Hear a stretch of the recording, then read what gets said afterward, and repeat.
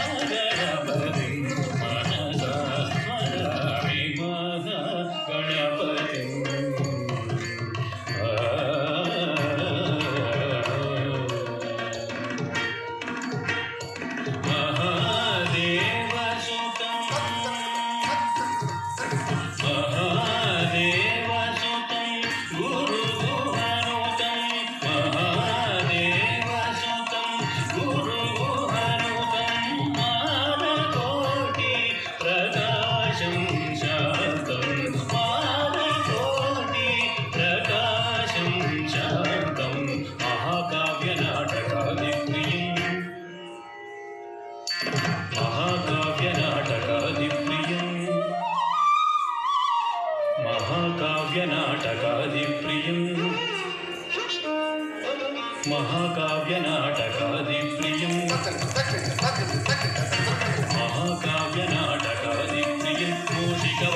मूषिकवाहनमोदकप्रियं महाकाव्यनाटकादिप्रियं मूषिकवाहनमोदकप्रियं